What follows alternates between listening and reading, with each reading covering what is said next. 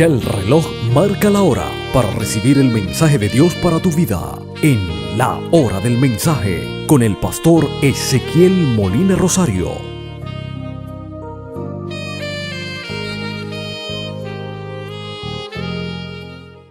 Salmos 34, 19 al 22. Muchas son las aflicciones del justo, pero de todas ellas le librará Jehová. Él guarda todos sus huesos, ni uno de ellos será quebrantado.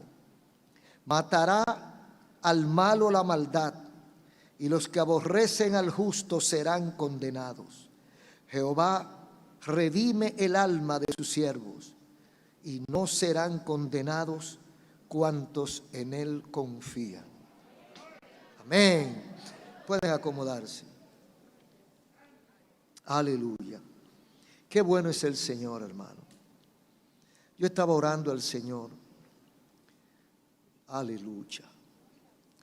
Y le pedí al Señor que me diera lo que Él quería que dijera en esta mañana o este día.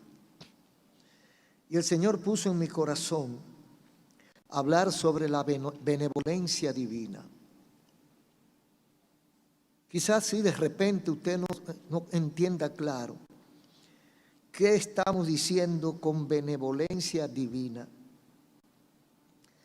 Y tenemos que recordar que benevolencia viene de una raíz, de una palabra latina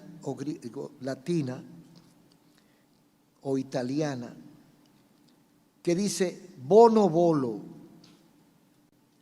Bono es bueno y volo es querer. O sea, benevolencia es buen querer o bien querer. Es simpatía, afabilidad. Es el valor que nosotros aportamos a nuestras buenas acciones.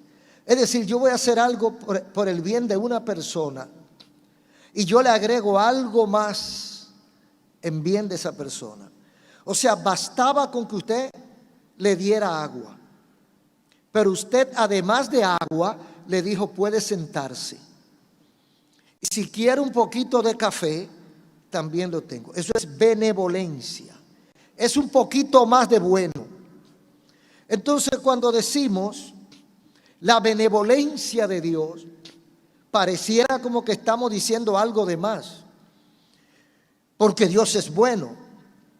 Pero estamos hablando de uno de los atributos que, aunque no está considerado desde el punto de vista teológico, sí es un atributo de Dios, la benevolencia.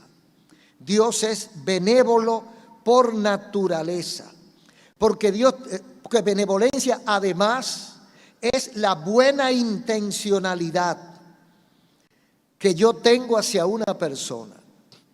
No basta con hacerle un bien, sino hacérselo de manera que se sienta ese bien que yo le he hecho. ¿Por qué decimos que Dios tiene benevolencia y que es un atributo de Dios? Porque Dios es benevolente, pero también es selectivo. Dios tiene leyes, y cuando esas leyes no son cumplidas, sin dejar de ser benevolente, Dios aplica la regla correspondiente. En otras palabras, hay consecuencias. Por eso, el trato de Dios con el que ama a su voluntad es diferente del otro. Porque hay dos tipos de gente. Hay un tipo de gente que ama a Dios. Y ese amar a Dios no es un decir. No es que yo le diga al hermano, tú sabes que yo amo a Dios. Porque el otro no sabe que yo lo amo porque no se me ve. Entonces yo tengo que decir que amo a Dios para que el otro sepa que yo amo a Dios. No estoy hablando con esto. Estoy hablando del justo. Porque quiero hablar de la benevolencia de Dios hacia el justo. Entonces, el que ama a Dios lo expresa, lo demuestra porque hace su voluntad. Entonces Dios tiene un tipo de benevolencia con el que lo ama diferente a aquel que no lo ama. Dios nos ama a todos, pero todos no correspondemos al amor de Dios. Dios nos ama a todos y por eso nos abrió la puerta de la gracia. Por eso vino Cristo y dice Juan 3:16, que Dios amó al mundo de tal manera para que todo aquel que en Él cree no se pierda. O sea que Dios no tiene acepción de personas.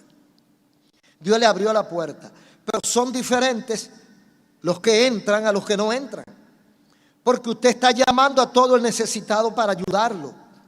Pero hay un grupo que vino y hay un grupo que dijo que no. Entonces, aunque usted es benevolente para aquel, aunque usted ama a aquel, no lo puede bendecir porque él no se acogió al llamado que usted hizo. Entonces, a los que se acogen al llamado de Dios, Dios le llama justo. Justo es aquel que se empeña por agradar a Dios. Porque a veces la gente cree que cuando uno dice justo, está hablando de un santo petrificado, de un muñeco que no se mueve que ni pestaña, que no ofende a nadie porque no tiene vida. Entonces justo es un perfecto, una estatua que está ahí quietecita como un monumento. No, en la Biblia justo es otra cosa.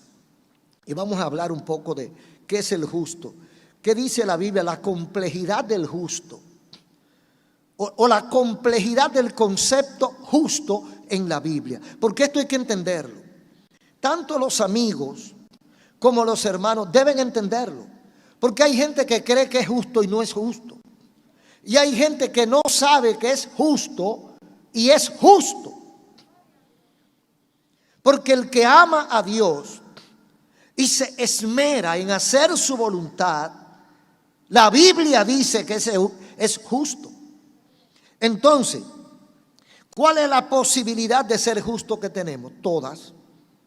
Todos nosotros, amigos y hermanos, todos tenemos la posibilidad de ser justos. Por ejemplo, en Génesis 7:1, dijo Jehová a Noé: entra en tu casa en el arca, entra tú y tu casa en el arca, porque a ti he visto justo en esta generación. ¿Era justo Noé? Desde el punto de vista que nosotros lo petrificamos y que nosotros creemos que es alguien que ni pestaña, Noé era un hombre normal, que se enojaba a veces, que a veces tenía algún tipo de debilidad, pero por encima de su debilidad, por encima de sus imperfecciones, ¿qué había? Un amor a Dios que no se negociaba. Parece que él no negociaba el amor de Dios. Y es Dios que está diciendo que él es justo. Después de hablarle lo que hiciera del arca, de que el mundo se había perdido, de que él quería salvar a los que quisieran venir a él y que hiciera un arca y lo instruyó, entonces le dice: ahora entra tú y tu casa en esa arca, porque a ti solo he hallado justo en toda esta generación. Entonces, yo puedo decir que Noé era justo, porque Dios dijo que Noé era justo. En el capítulo 1, verso 1 de Job, dice: hubo en tierra de Uz, de los caldeos, un varón llamado Job, y era este hombre perfecto, justo y recto, temeroso de Dios y apartado del mal. Este también era justo y tenía flaquezas y tenía debilidades que más adelante en el discurrir de su historia ustedes encuentran los amigos de él que vinieron, que con amigos así no se necesitan enemigos, pero esos amigos vinieron a enrostrarle a él sus pecados, sus imperfecciones, a estrujarle. Hermano, ¿cuántas veces hemos hecho eso nosotros? Hay gente que son como morbosa, espiritualmente hablando, que le gusta estrujarle el pecado al otro en su cara. Tú eres esto, tú eres aquello, tú hiciste esto. Entonces esos amiguitos de Job vinieron a eso. a decirle a Job que él no era bueno. Porque si hubiera sido bueno, no le pasa lo que le pasó. Sin embargo, dice el versículo 1 del capítulo 1, dice Dios, que era este hombre justo y recto y temeroso de Dios y apartado del mal. O sea, Dios está ampliando el concepto de justo cuando dice temeroso de Dios y apartado del mal. O sea que define al justo.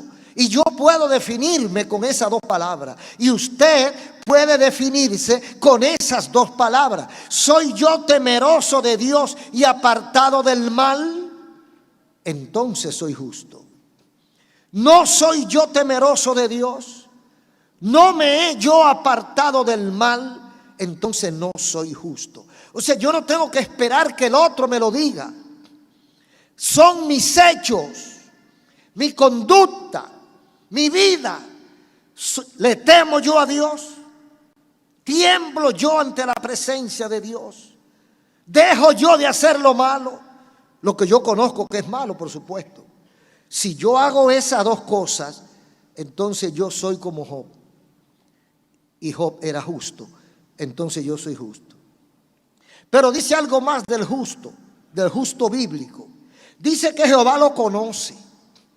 O sea, aquel que es temeroso de Dios, aquel que es apartado del mal, aunque la gente diga otra cosa. Vale mucho lo que la gente dice porque la Biblia toma mucho en cuenta el testimonio. Es de mucha importancia lo que la gente ve en mí, pero no es una importancia determinante. El hombre puede creer que yo soy impío y yo ser temeroso de Dios. Y aunque yo debo vivir para que el mundo sepa y crea que yo soy temeroso de Dios, pero si alguien le dio la gana de no creerlo, ese es su problema. A fin de cuentas, eso no me va a condenar ni me va a salvar. Ahora, cuando yo soy temeroso de Dios y apartado del mal, aunque usted no lo sepa, Dios lo sabe. Dios lo conoce. Dice aquí el 1:6 de Salmo. Porque Jehová conoce el camino de los justos. Usted puede creer lo que usted crea, lo que usted quiera, sobre una persona que le sirve a Dios, sobre una persona que ama a Dios, pero que no es una persona de vociferar, de vivir con estridencia, publicando todo lo que hace. Y usted, como no está seguro, usted por un simple vistazo, usted dice, no, esa persona me cae mal.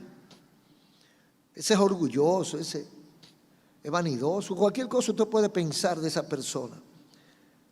Pero Dios lo conoce. Y aunque esa persona haga esfuerzo, habrá alguien que dirá, no me convence, pero Dios lo conoce. Entonces, si yo soy temeroso de Dios, mire, a veces solamente Dios y yo, Dios y usted, saben lo que usted ha pasado para ser fiel a Dios. Amén. Porque a veces vemos a la persona sentada en un asiento de la iglesia, tocando palmeta, alabando al Señor, pero no tenemos idea por el desierto que ha atravesado esa persona. No tenemos idea de la crujía espiritual que ha pasado esa persona. Tal vez en su hogar, tal vez en su trabajo, tal vez en la calle, tal vez consigo mismo, porque a veces es con uno mismo, una lucha interna que uno tiene. Pero todos esos detalles, hermanos, amigos, toda esa lucha que tenemos, secretas, inconcebibles por los demás, todos esos momentos duros que hemos tenido, aunque nadie los conozca, aunque ni tu madre se lo imagine, aleluya, Dios lo conoce. Oh, Rabasa.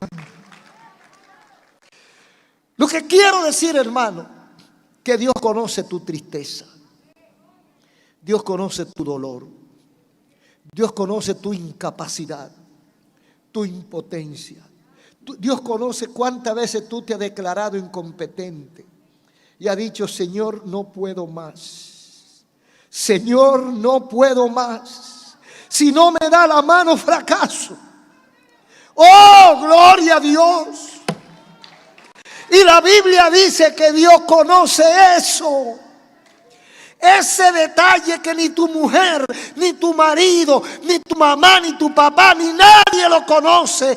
Dios lo conoce.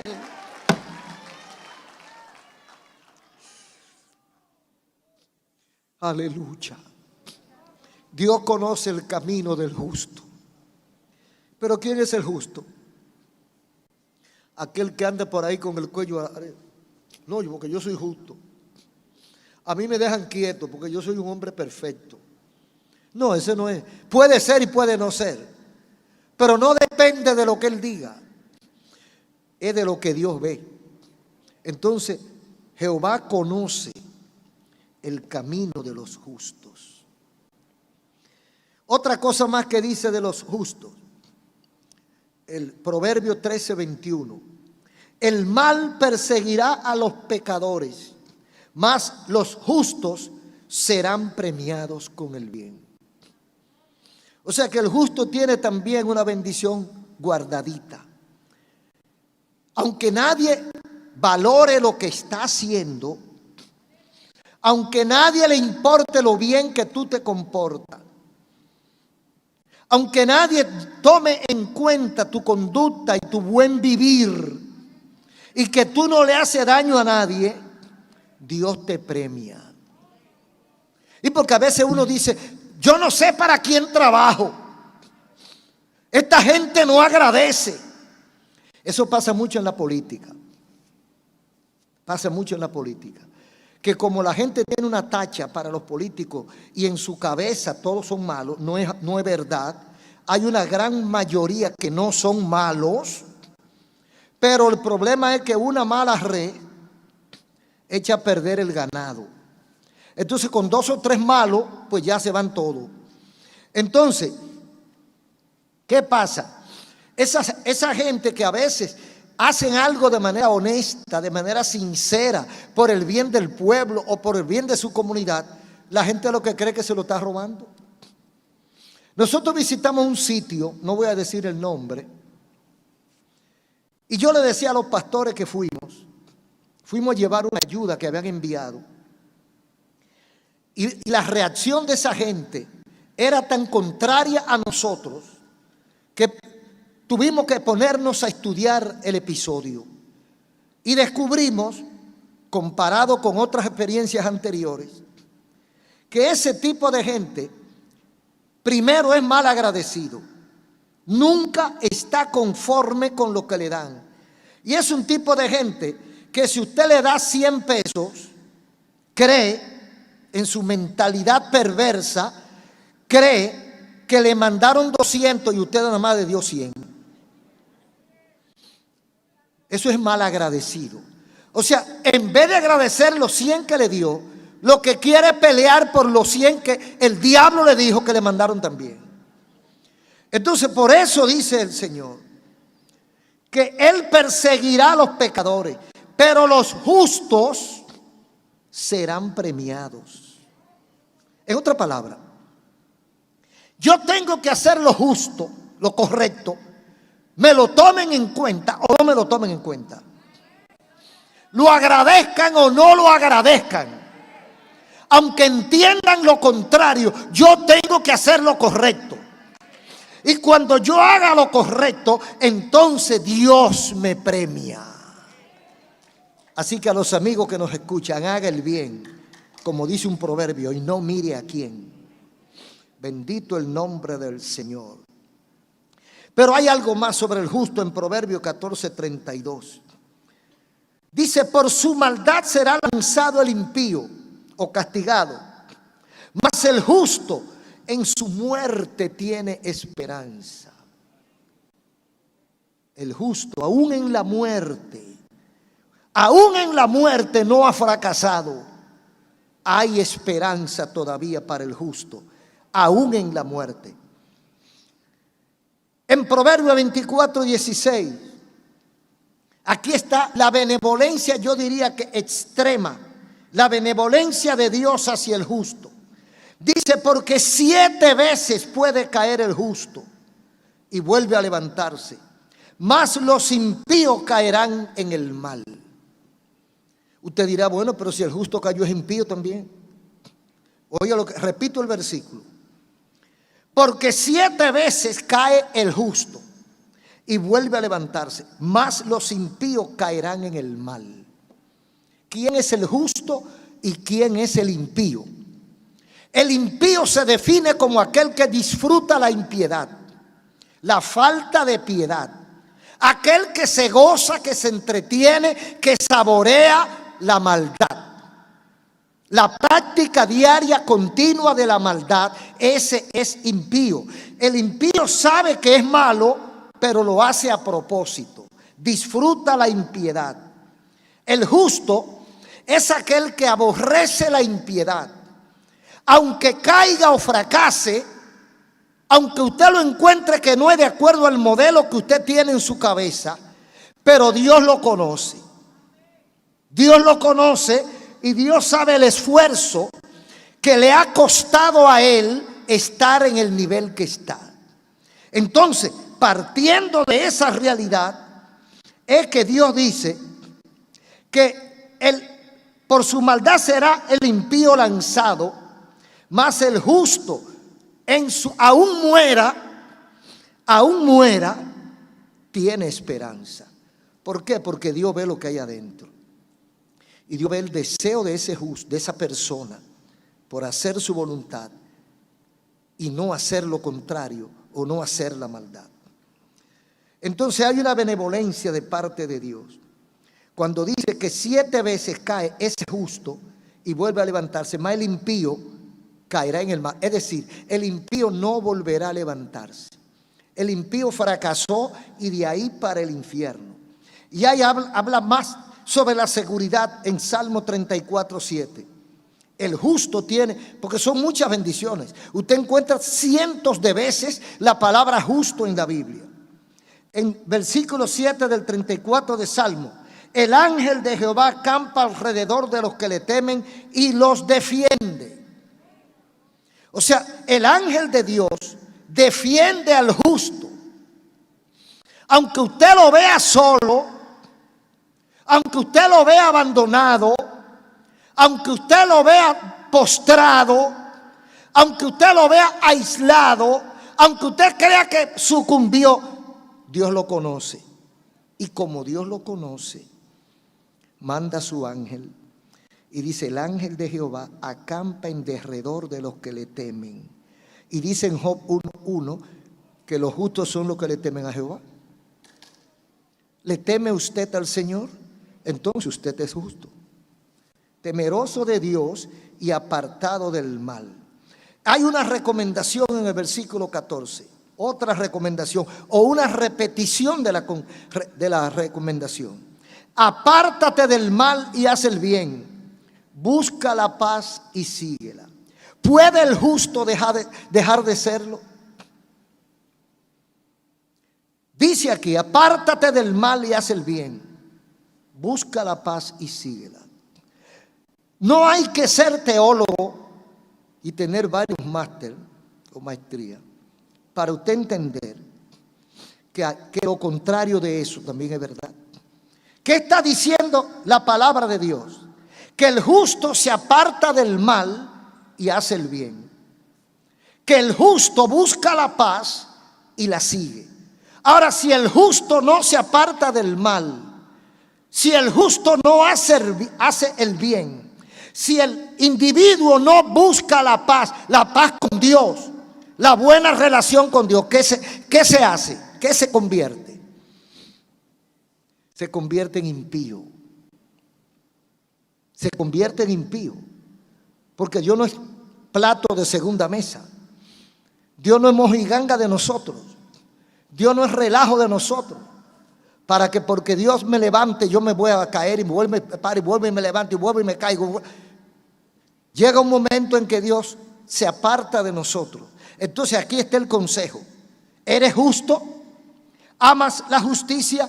apártate del mal. Porque no se concibe, la Biblia prevé la debilidad de un justo y el fracaso de un justo. Pero la Biblia no prevé, porque es imposible, la práctica del injusto o la práctica del justo en la maldad. La Biblia no lo contempla. La Biblia lo contempla como impío. Entonces, por eso le dice a todo el que ama a Dios, a todo el que es temeroso de Dios, apártate del mal.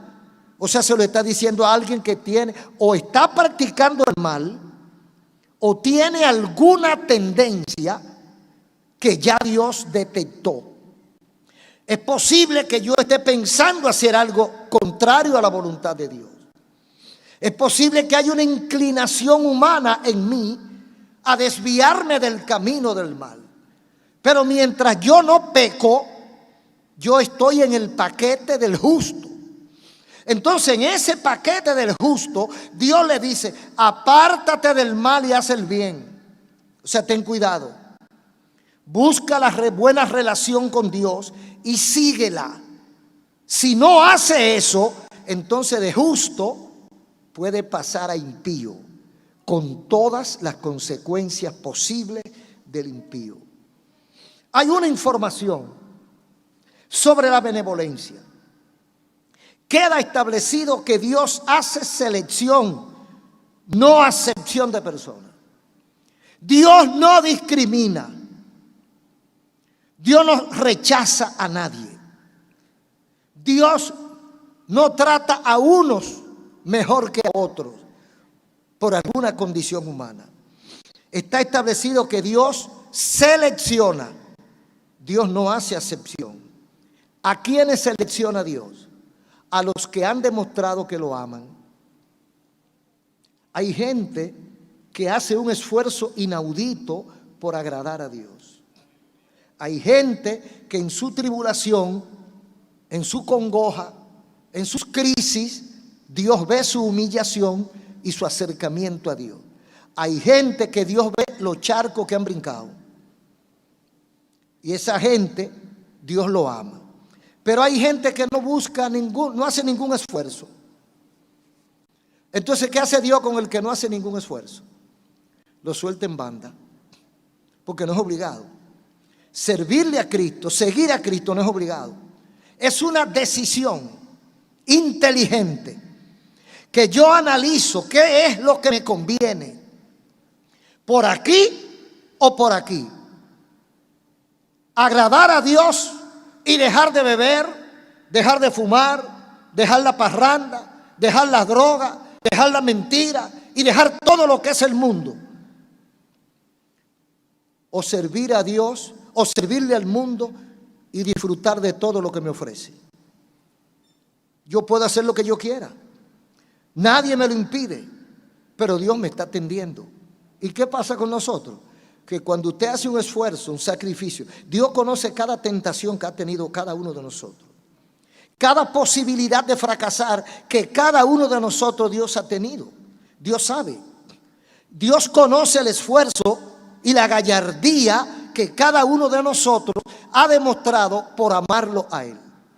Y Dios conoce que también hay gente que no han hecho ningún esfuerzo por hacer su voluntad.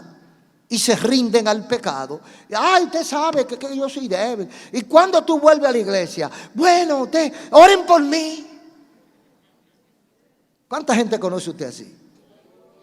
Hay gente que ha venido a la iglesia, se ha bautizado, ha sido débil, ha fracasado. Usted lo encuentra y ellos mismos se confrontan. Y dice, yo no estoy yendo a la iglesia porque me pasó algo. Y usted sabe, y oren por mí. Pero ¿qué tú estás haciendo por ti? Porque es muy bonito pedir la oración por mí. Ahora estoy yo orando por mí.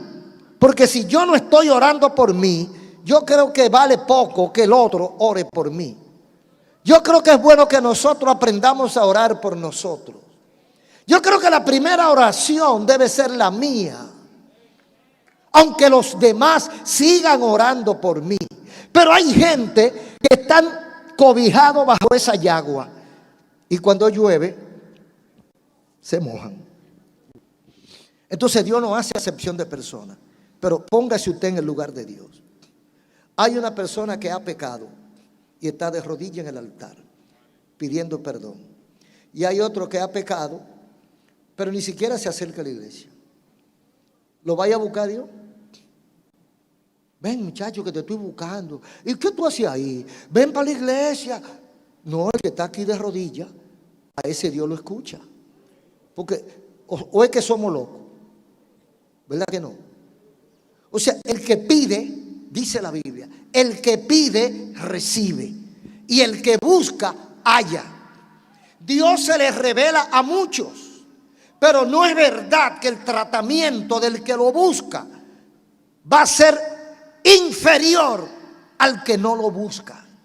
Porque entonces caeríamos, ¿sabe dónde? En injusto. Entonces Dios sería injusto.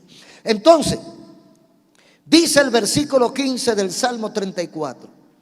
Los ojos de Jehová están sobre los justos y atentos sus oídos al clamor de ellos.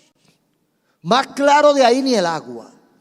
Los ojos de Jehová están sobre los que aman a Dios, sobre los que le temen, y sus oídos atentos a su clamor.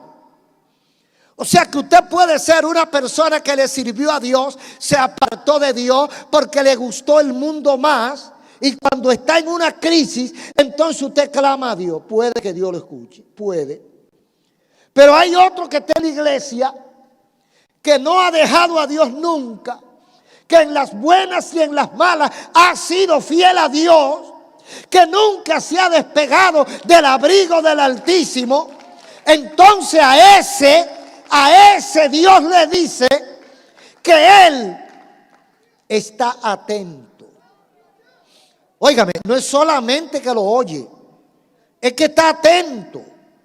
Hay una atención especial al clamor del que le teme a Dios. Dios está atento.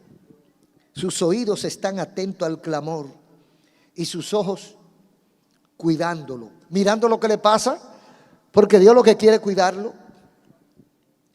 Pero también habla del castigo al injusto. La ira de Jehová contra los que hacen mal, para cortar de la tierra la memoria de ellos. Salmo 34, 16. La ira de Jehová está contra los que hacen mal, más para cortar de la tierra la memoria de ellos. Tiene respuesta segura. Por ejemplo, en el versículo 17 y 18, el justo tiene una garantía de esta benevolencia divina. O sea, no es un decir, hermanos y amigos. Dios se compromete con el que le teme. ¿Oyó eso? Dios se compromete con el que le teme. Si usted se sacrifica para hacer la voluntad de Dios, Dios tiene un compromiso con usted. Dice el versículo 17 y 18.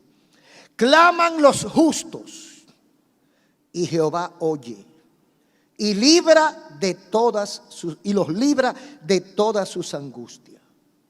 Dice la Biblia, no yo, porque que lo digamos nosotros es poca cosa. Dios se compromete en su palabra que cuando el justo clama, cuando una mujer, cuando una madre temerosa de Dios dobla sus rodillas en el altar o en su casa, tiene un hijo delincuente o tiene un hijo que ella no sabe en qué pasos anda, o tiene una hija por malos caminos. Cualquier madre que tenga un hijo o una hija en malos caminos, en malos pasos, vive sufriendo, vive en una crisis permanente. Hay madres que no duermen, que no comen hasta que sus hijos no llegan. Una madre clama a Dios y Dios puede oírla. Pero aquí hay un compromiso. Hermano, no es un decir. Es que si esa madre ama a Dios. Aquí dice, claman los justos y Jehová oye y los libra de sus angustias. ¿Qué más usted quiere? ¡Oh, gloria a Dios! Clama el justo y Jehová escucha. No solamente que lo escucha, que lo libra de sus angustias.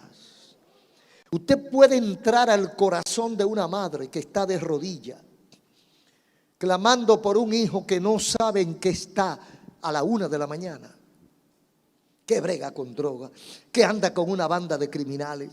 Porque fíjese que no hay hijo malo. Los hijos malos no existen. Hay delincuentes que tienen 10 fichas y cuando se lo enseñan a la madre dice que ese no es su hijo, que su hijo no mata a una hormiga. Porque nunca se puede considerar a la madre, desconsiderar a la madre porque ame a su hijo, no importa. Yo creo que, mire, la madre de Judas lo amaba. De Judas, el que entregó a Cristo, esa mamá lo amaba a Judas. Porque hay un solo niño lindo en el mundo y cada madre lo tiene. Entonces, pero no es lo mismo, madre, escúchame, no es lo mismo una madre cualquiera que condolida por la situación del momento, dobla su rodilla y clama. No es lo mismo que una mujer que le sirve a Dios, que una mujer que le teme a Dios, que una mujer que ama a Dios. Cuando esa madre, cuando esa mujer clama a Dios, cae en lo que dice el versículo 17 del Salmo 34. Claman los justos y Jehová escucha. Y no solo que escucha, sino que actúa. Lo escucha y los libra de sus angustias. Puede ser que el hijo no llegue de repente, pero cuando esa mujer habla con Dios, en esa oración íntima de tú a tú con Dios, y usted siente esa presencia de Dios que cubre su vida, usted se levanta de ahí, aunque el hijo no llegue, la angustia se fue. ¿Por qué? Porque usted sabe que habló con Dios. Y cuando usted tiene la certeza de que usted acaba de hablar con Dios, usted sabe que a su hijo Dios se lo va a traer. Dios lo va a cambiar, porque nada hay que Dios no pueda hacer. Por duro que sea el corazón, el agua de Dios lo ablanda. Bendito el nombre de Jesús. Pero hay unas realidades, hay otras realidades que no podemos pasar por alto. Hay realidades que no podemos pasar por alto nosotros y están en este mismo Salmo 34, 18 al 21. Cercano está Jehová a los quebrantados de corazón y salva a los contritos de espíritu. O sea que cuando usted está afligido, ¿verdad? Cuando usted está humillado, cuando usted está postrado, cuando usted se siente, aunque no lo esté, cuando usted se siente derrumbado, pero usted teme a Dios. Cuando usted se siente que le pasó un tractor por encima y lo dejó vuelto disparate. Eso se llama quebrantado, atolondrado, descuartizado espiritualmente. Cuando usted está en esa condición que usted cree que ya todo se acabó, pero usted va donde Dios. Usted sabe que no hay nada que se pueda hacer ya. Todos los amigos fallaron. Toda la familia falló. Pero usted va y se deposita en el altar de Dios. Usted dice, Señor, aquí estoy. Yo sé que no hay nada que hacer, pero estoy hablando contigo. Señor, si tú puedes hacer algo por mí, hazlo. Señor, no valgo nada. Señor, todos mis recursos se acabaron. Señor, esto se acabó. Estoy quebrantado. Estoy humillado. Estoy molido. Quizá a ninguno de ustedes le ha pasado eso nunca. Pero hay situaciones en el hogar, en el negocio, en la vida. Usted, por ejemplo, un ejemplo. Una persona que está condenado a 30 años, pero es inocente. Mire, no han podido probarle nada, pero lo condenaron a 30 años. ¿Cómo se siente uno que sabe que es inocente y que está condenado? Se siente desplomado. No vale portarse bien, no vale hacer las cosas bien hechas. Hay que ser malo porque el ser bueno no vale la pena. Entonces, en ese descuartizamiento que uno se siente, cuando uno se siente vuelto un disparate, un trapo, uno cae delante de la presencia de Dios. Por eso dice el coro: si tú hablas con Dios, las cosas cambiarán. Orando, cualquier necesidad Él la resolverá. Orando, aleluya. Y basura canta. Y quiaba.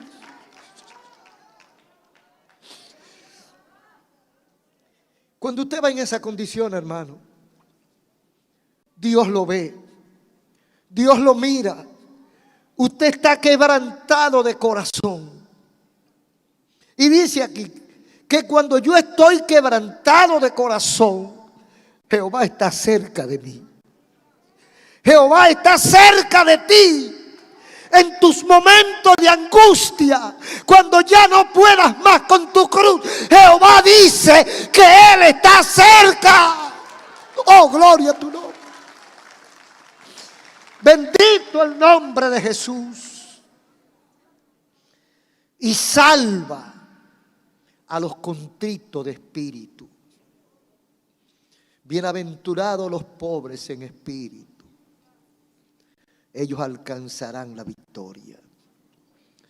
Y dice más, porque es una realidad que nos pasa. A veces le pintamos castillos en el aire. A veces la gente pinta el evangelio como que nunca hay problema. Entonces está hablando con gente que le ama.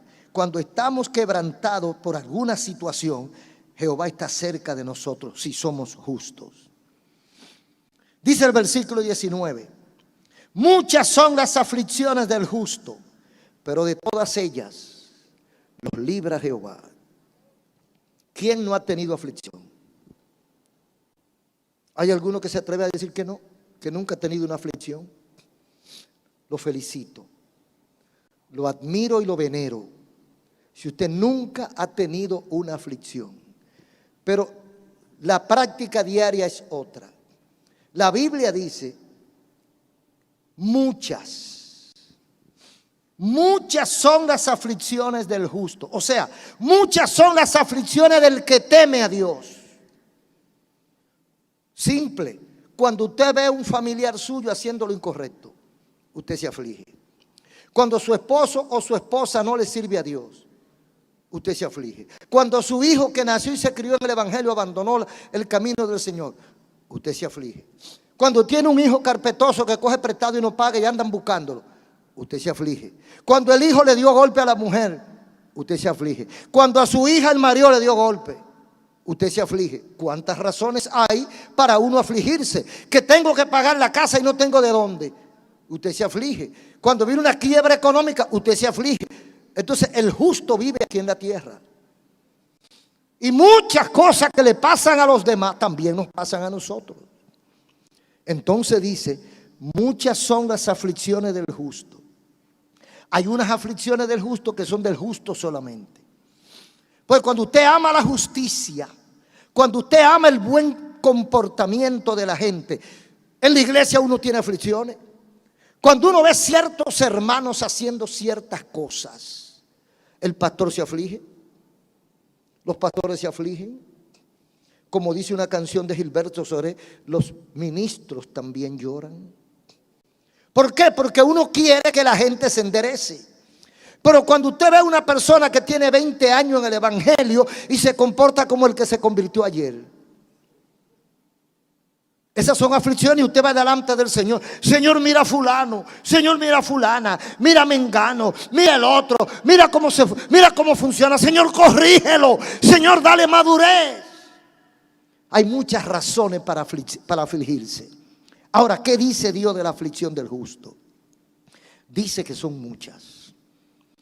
Dice que es posible que seamos afligidos. Porque hay gente que cree que no podemos afligirnos.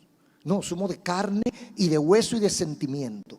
Entonces, tenemos aflicciones. La Biblia es clara y honesta. Hay realidades de aflicción en nuestras vidas. Pero de todas ellas nos libra Jehová. O sea, aquí no hay, aquí está cubierto todo. De todas ellas. No importa el origen de tu aflicción. No importa el problema que te agobie. Si eres justo, la benevolencia de Dios alcanza hasta ti de tal manera que esas aflicciones serán disipadas y probablemente tú ni cuenta te dé cómo se resolvió. Pero Dios ha prometido, caballero, dama, joven, adolescente, no especifica edad, todas las aflicciones de todos los justos, Jehová los librará. Y dice que matará al malo la maldad y los que aborrecen al justo serán condenados. O sea, el malo, el que no quiere ajustarse a la voluntad de Dios, el que no quiere demostrar que ama a Dios, el que no quiere vivir conforme a lo que Dios ha establecido, ¿qué le va a pasar? La misma maldad de él lo mata. La mayoría de los impíos muere por impío. No haga tal cosa y la hace. ¿Cuánta gente muere de cáncer de hígado, de páncreas, ocasionada por el licor? ¿Cuánta gente muere por causa del alcohol? ¿Cuánta gente muere por causa de las drogas? ¿Cuánta gente muere por su libertinaje sexual? ¿Cuántas enfermedades venéreas hay? Y los hombres las saben, pero se van a la calle. Entonces, cuando adquiere una enfermedad y va a la muerte, ¿quién lo mató? Su propia maldad. Hay gente que sufre del corazón por su propia maldad. Tienen un odio tan grande contra todos los demás que no tienen tiempo de paz, sino de aflicción interna. Y ese tipo de gente lo mata la maldad, su propia maldad. Hay gente que odian así y con los ojos quieren comerse al otro. No puedo verlo. Ojalá que la tierra se abra y se lo trague. Y el otro está tranquilo y tú sufriendo. Entonces la maldad te va a matar. Y los que aborrecen al justo serán condenados. En conclusión, ¿es posible pasar, ahorita preguntamos, ¿es posible pasar de justo a impío? Y dijimos cómo. Ahora ¿es posible pasar de malo a justo? ¿Qué dice la Biblia? Dice Cristo en Juan 15:10. Si guardas mis mandamientos y permaneces en mi amor. ¿Cómo paso yo de malo a justo o de impío a justo? Si guardo los mandamientos del Señor y permanezco. Porque no es cuestión de guardarlo una semana y luego hacer lo que me da la gana. Es permanecer con la fuerza que Él me da. Porque hay veces que los amigos, y se lo digo a los amigos que están aquí o que están escuchándonos, hay amigos que creen que no se puede. Bueno, yo no sé entonces de qué estamos hechos nosotros y de qué está hecho usted. Porque yo creo que todos los hombres estamos hechos de lo mismo y todas las mujeres están hechas de lo mismo. Entonces, ¿por qué uno puede y el otro no puede? Porque dice un pensador callejero, querer es poder. El poder se adquiere cuando se quiere, cuando se desea. Entonces hay gente que creen que no pueden. ¿Puede usted guardar los mandamientos del Señor? Perfectamente sí.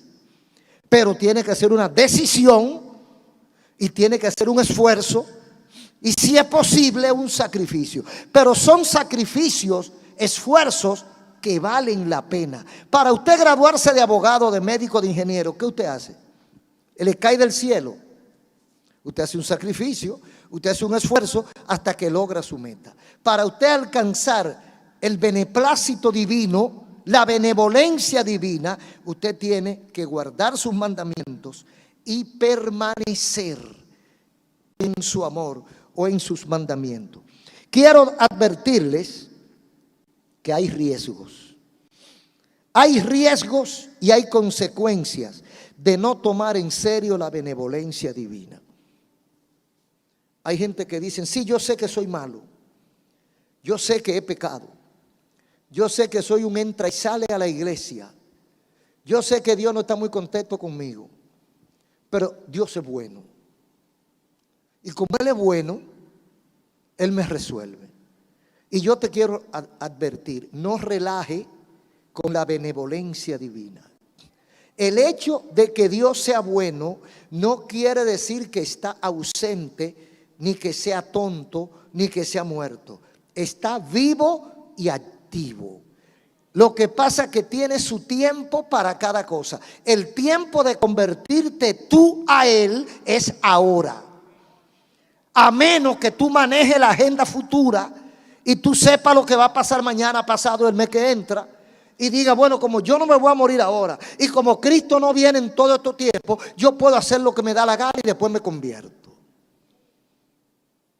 Entonces nosotros no podemos juguetear con la benevolencia divina, porque nos podemos llevar un susto irreparable. Y termino con estas palabras de advertencia para que nosotros no abusemos.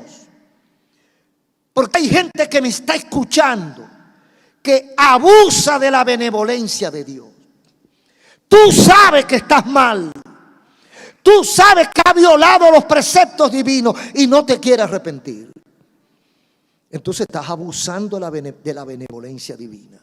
Te entra y te sale. Te convertiste una vez y ahora estás dándote tu vida de mundo, esperando un momento para convertirte. No, cuando yo vea la cosa fea, yo me convierto. Y tú la quieres ver más fea de lo que está. Mire, más fea de lo que está, yo creo que es difícil. Ahora le voy a dejar esto para la tarea de su casa. Apocalipsis 20:12 en adelante. Y vi a los muertos, grandes y pequeños, de pie ante Dios. Y los libros fueron abiertos. Y otro libro fue abierto, el cual es el libro de la vida. Y fueron juzgados los muertos por las cosas que estaban escritas en los libros, es decir, en el disco duro.